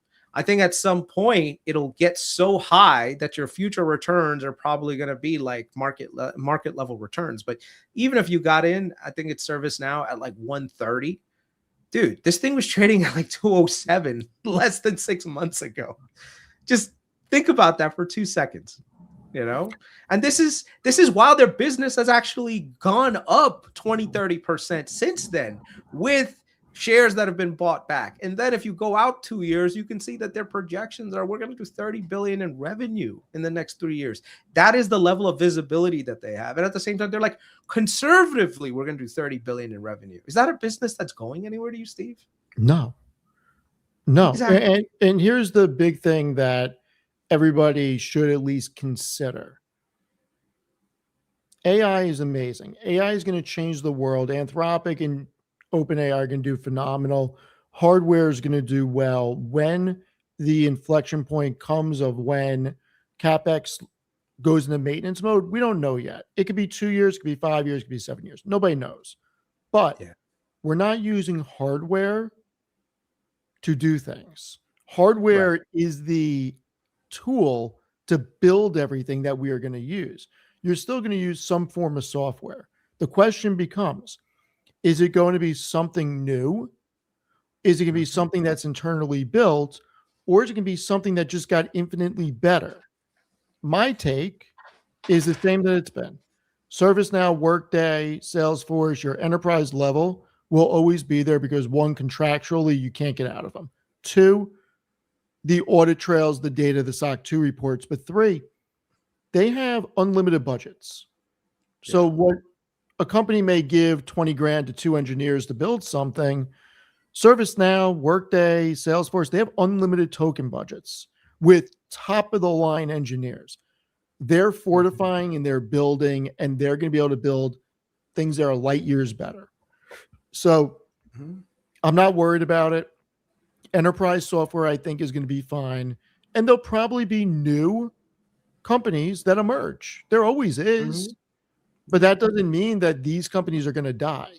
It would be very hard to come in and try to compete with a ServiceNow or a Workday. Very hard. They have established moats and familiarity with everybody using it. People, look, if it's not broken and you're getting good value, you're not ripping and replacing, even just to save 5%. You're just not doing it. It just doesn't happen. The undertaking, I've gone through it, is crazy. Nobody's doing that for 5%. Not only that, but you know, if you look at AI, how it works, you have to feed the AI information and data these businesses have literally 15 years worth of corporate data. Every ticket that you ever put in is in there. Every user that's ever logged in is in there. Every client that you've ever had is in there. Every marketing campaign that you have is in there. Like your entire corporate business record system is in there. So to think that AI is somehow going to be able to take that away. No, AI is actually going to work really well because you have all of that historical data It's sitting. going to make it better. It's going to make it better. And like if you're, how many people are in your department, Chris? A lot of people, right? Yeah. Okay. If you change, you have to retrain everybody. Everybody knows how to use what you're using. Yeah. There's no reason for us to switch. There is a corporate expense to switching. There's a learning curve. There's a backfill. Mm-hmm. It is just, it's business 101. And unless you're in the business, I don't fault anybody for having this notion that AI is going to cannibalize these things. I fault everybody that actually knows better for not standing up during the bullshit. That's who I fault. Because I don't expect everybody to know what I've seen with my two eyes. But I do expect everybody that actually lives and breathes it to say, no, you guys are wrong. This is why. Yeah. I think right now a lot of people have done really well with semiconductors, and I think a lot of those people are saying, look, I clearly see the money rotating into this other part of the market. And I think the president sort of helped with that too a little bit, because when he bought into ServiceNow, when he bought Adobe, he bought CRM, I think that kind of gave permission to a lot of people to say, wait a second, the president of the United States, clearly the guy who's made a lot of these other things rally, he's in this stuff. So it's sort of like this, I don't even know how to describe it, but there's like this confidence boost that everyone got. And so now everyone is rotating. And I'm not rotating, and I don't think it's going to be like a massive rotation where everyone sells every like semi name. But a lot of people are going to say, you know what? I've had a good run on semis. It's time to, diversify a little bit. And clearly, if the narrative, especially in the next few quarters, is actually proving out to be the opposite, people are going to have confidence. Snowflake, honestly, we should all thank Snowflake. Snowflake had that monster quarter, and just like, it's almost like a snap of the finger and just woke everyone all out of their like collective delusion. It was just like, whoa, what the hell? What do you mean? Like SaaS is not getting disrupted? SaaS is actually going to make a all-time high again? So everyone just like, fuck it, pile in. And I think now the market is recognizing it. And I think the cat's out of the bag. I wouldn't be surprised, honestly, Stephen, if in the next 13Fs that we look at, we see a lot of the super investors, they probably loaded up last couple of quarters. Yeah, I wouldn't be surprised. Yeah. I think everyone always looks at the 13Fs. The problem is the 13Fs are backward looking. And the thing is, there's this massive delay. So you could have started off in January, February, buying a lot of names, but you're not going to know until probably May or June, right? And so SaaS could have bottomed this quarter, and a lot of the people could have been buying this quarter, but we're not going to know this stuff until probably the middle of the summer. Well, how about McDermott and Benioff backstopping their own stocks? Yeah. Dude, I mean, they're putting a floor below it right now. Still. Yeah. $50 freaking billion buyback. Insane value if you think about it, for a company that's worth what, 140? And how about this? That wasn't Benioff's decision. That was the board of directors authorizing it. And that's not Benioff having an ego. He cannot make that decision unilaterally. He needs board approval. Look at who's on Salesforce's board. Okay. They're not doing that. You drinking a little mojito there? It's a celebratory mojito. I love it. My wife's good. My wife's mojitos are amazing, dude. Nice. She's become an expert at it. Yeah. I got a question for you. Do I have a chance at catching Amit and then Matt? Listen, if another rocket explodes, I think you're good. I think Matt needs a couple of rocket explosions and you're good. Like the Blue Origin thing took him down a little bit because he's got that rocket lab position. But we'll see what happens. But I don't know. I don't know. I was in dead last. Okay. Yeah. For a long time. And now, and this is not updated with the after hours numbers from tonight. Right. No. So Microsoft Yeah. I may catch Amit. You I may. may. I don't know if you'll catch I don't think you'll catch Matt, but you'll definitely catch Amit for I sure. may catch Because Amit, Amit, maybe not Matt. now maybe not even Amit, because Amit's got Palantir. So Palantir is probably going to benefit from the SaaS rotation too. So And he's got who's going to Nebius. benefit from this? And he's got Nebius. So well, Nebius is maybe Nebius, but I think Palantir will definitely bump him up a little bit tomorrow. You've got literally most of your laggards are the ones that are going to be flipping on you. So I mean, you've got Meta, CRM. Microsoft, CrowdStrike's doing Yeah. good. Netflix, Salesforce. I mean, Yeah. if Micron keeps going, if Micron can get to 1,300 in the next 2 weeks,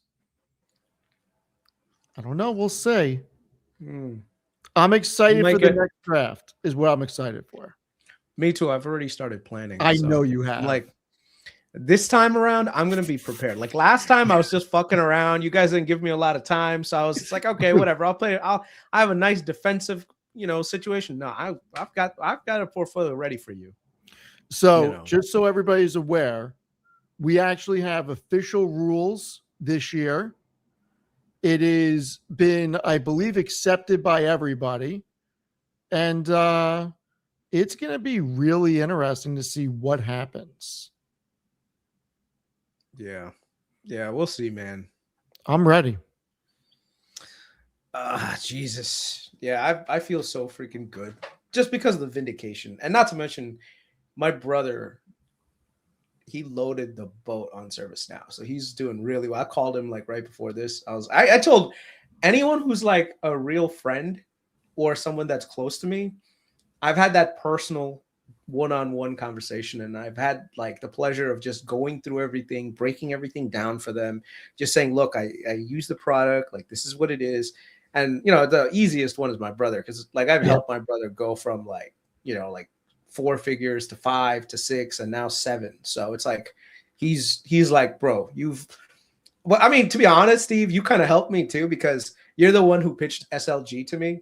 And same thing with Verizon. So when you said Chris, so for anyone that knows, we have like a private, like me and the guys, we'll just randomly talk about stuff. But me and Steve, we talk even more private. Yeah. So we always try to, we use each other as like therapy. It's like group therapy. Most of the time. And it's also to make sure that we're not looking at something the wrong way, and just to make sure that our theory makes sense. That's the other thing. Yeah.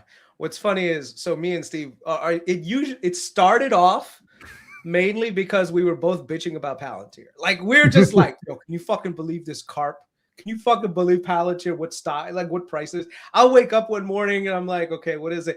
Can you fucking believe what price Palantir is at? And I'm like, God damn it, no, Steve, just don't tell me, man. I'm getting sick of this. So me and him would have like back and forth gripe sessions about it. But then we also, like, me and Steve have a lot of fundamental investing principles that we kind of stick to, right? We aren't just like, we don't just chase the thematics. We tend to look at the business. We look at the fundamentals, the cash flows, to see like, hey, is this a business that's just basically going up because it's just a theme?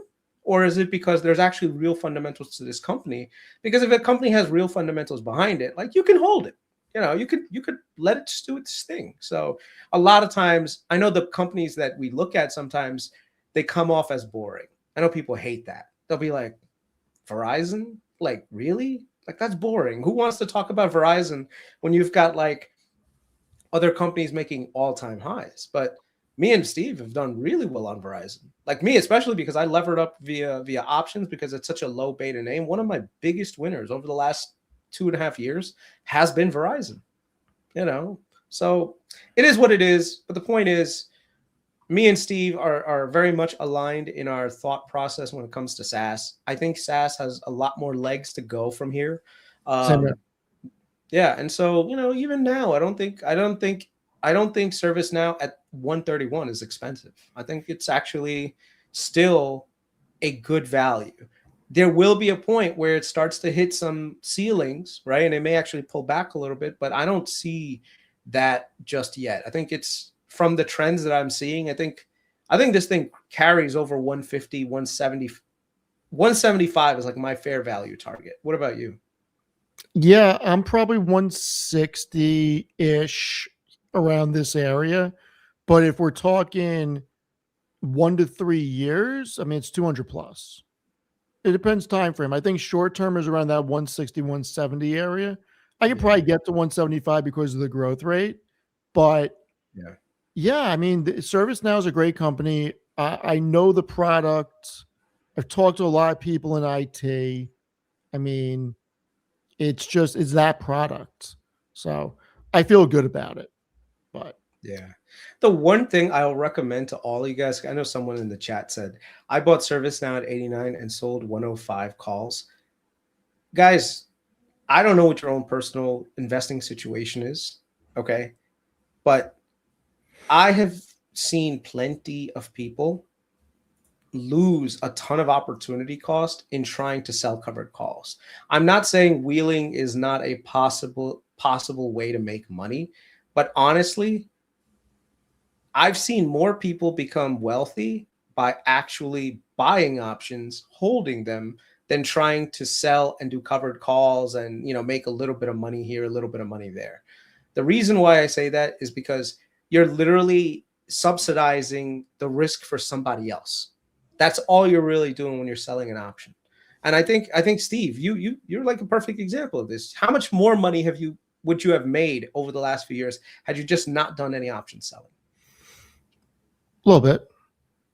Yeah. So especially I would say on over. Look, if you want to play the option game, the liquidity in the high beta names is incredible for the option market. It gives you everything because of the volatility, but you can't predict cycles. The better way, in my opinion, you pick something boring like Verizon that's paying you a dividend and you write an option out 3 months. So you collect a little bit more premium. I used to do it on Omega Healthcare all the time. And it's just not worth it on companies like NVIDIA, Palantir. It's just not worth it. Yeah.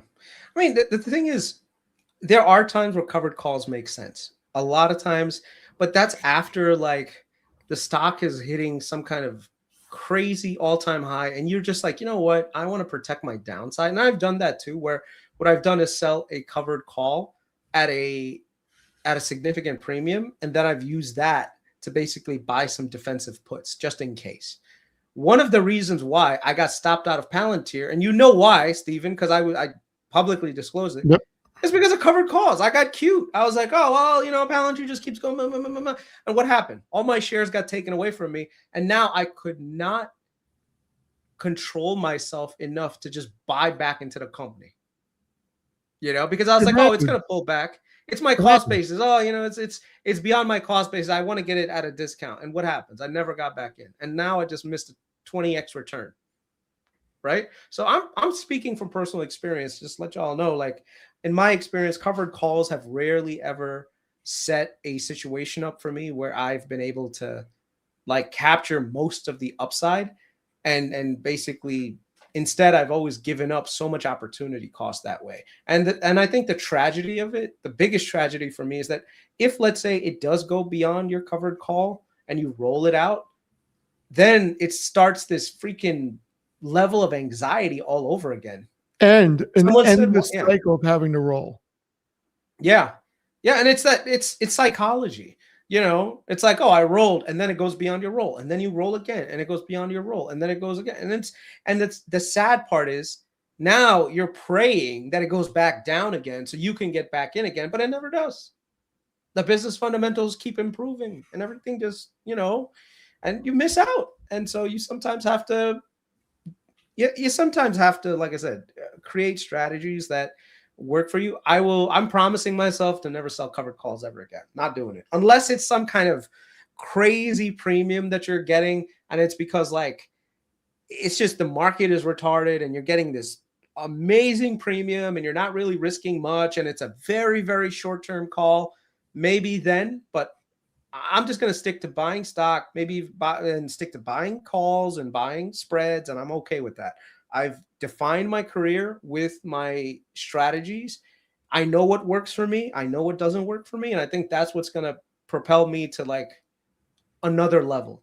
You know what I mean? Not that I'm not at a good level, but I get it. if I want to get to even a better level, I have to find the things that I do well and I invest that way. And then like I said, keep capitalizing. So I think that you, I mean, look at this. that's sad. I'm sorry, man. Yeah. That's the game you play. I think that this is very true. They're a Yeah. good way to cash out when you want to sell. Yeah. Yeah. I think that's a good way to put it. So, Mhm. all right. We have one last thing. I want to go over the official rules since we have a lot of people here. The year 2 stock draft. This is what has been proposed. The draft order and rotation will be however year 1 ends, and it'll be round robin. Everybody picks at each slot twice. We will be incorporating long or short. Every pick declares long or short. Direction locks in as you draft. 2 people can have the same stock, but it has to be different directions. Chris could pick ServiceNow long. I could pick ServiceNow short. We cannot switch them in the middle. Has to stay. But we are doing trades at any time during the year. 2 team managers can agree privately on a trade. They have to make a joint public announcement in the group chat, and the commissioner will then update it on the official sheet within 24 hours. The realized P&L stays with the seller. When you trade away a position, your gain or loss stays with the trade, and the new recipient takes in the position at the trade date price at a fresh cost basis at the end of that day and starts at 0% from there. So that will become a slot total return. There will be quarterly rebalances, and each person gets to discard and pick up 2 new companies. Same way as if you're playing 5-card draw, you get to discard cards. Schedule, I believe we're doing June 20th for the draft, and then quarterly rebalancing September, December, March. And that's really it. I think Chris is going to be very happy. I feel like Chris is going to be the one that has 1 or 2 shorts in his portfolio. I might have a couple I of think shorts he in there. may. I have one that I may go short on also. The only problem with shorting, to be honest, though, is like the short, you have to be so right on the timing, and then So also at right. the same time, and then the limit is like your upside is capped, right? So like here's an example. Like let's say I would have shorted any company, You're capped even at if I 100%. shorted. Right, exactly. So if you look at it, Micron, what did Micron do? Got 700% for you, basically Right. erased every single one of your losses. Right. Right? There was no point where you can do 700% loss on a short. The max you can go down theoretically is 100%. In order for you to get to 100%, you got to have that business be an absolute shit go. Like it has to go bankrupt. And what's funny is these days, every time anything gets over like sold, there's a waiting group of people willing to put in money to basically keep these things alive like zombies. Because they've been waiting for it for so long. Yeah. So we'll see. look at what Tevis said. Where's Tevis? Not Tevis, sorry, Tanner. Tanner? Look at what he said. How do I use margin in We're the draft? not using margin in the draft. Yeah, that's a bad habit for people. Don't ever use margin. Margin is one of the worst decisions you could make. It's probably worse than covered calls, to be honest with you. At least with covered calls, you're capping your upside. With margin, anything happens in the market that's unrelated to the company and it goes down, let's say Liberation Day or what we just had with the Iran war situation, instead of being able to buy the dip, that freaking call, that margin ends up selling your positions right from under you, especially if you use too much margin. So never use margin. Margins, the only time margin makes any sense to me whatsoever is, let's say I have cash coming in like a month or two and I want to buy a stock, right? But at the same time, like I just, I know the cash is going to come in. That's the only time where I'll use margin. But if I don't have cash coming in, I do not speculate with margin at all. For me, it's not worth it. Yeah. It's not worth it. All right. We're going to call it. Chris, thank you for coming on. Yes, sir. I will text you. We'll figure out what we're going to talk about tomorrow night. And actually, you know what? I think I have something I'm going to pitch you tomorrow. Okay. So, everybody, Tanner will be on in an hour with Jose for the NVIDIA keynote. I will be watching from the couch. Please spam Tanner with Captain Sleepy Time. I can't believe he's staying up. He's going to be a mess tomorrow. That sleep score is going to be an F for failure. No cold plunge tonight? No, cold he's plunge? he's in the sauna right now. And him and Jose are going to stay up from like 10:45 to 1 in the morning listening to the NVIDIA conference. All right. Nice. Enjoy. Wait, in Taiwan, right? They're going to announce, I think, the app, like, what is it called? The NVIDIA PC or something like that? Yeah, the CPU, probably. Gotcha. All right, cool. See what happens. I'll be working tonight, so I'll probably watch it too. So Yeah, I'm gonna all right. watch it from Have the a good one. couch. Later, Have a good one, Chris. guys. Take care. Take care. Thank you, everybody, for joining. Really appreciate it. We have a green evening across the board. A lot of companies doing well. Amit will be on tomorrow at 8:45 in the morning. I will be on at 11:30 tomorrow. Tanner will be on in an hour. Have a great night, everybody. Eat your ice cream, drink your milk, and I will see you later. Thank you.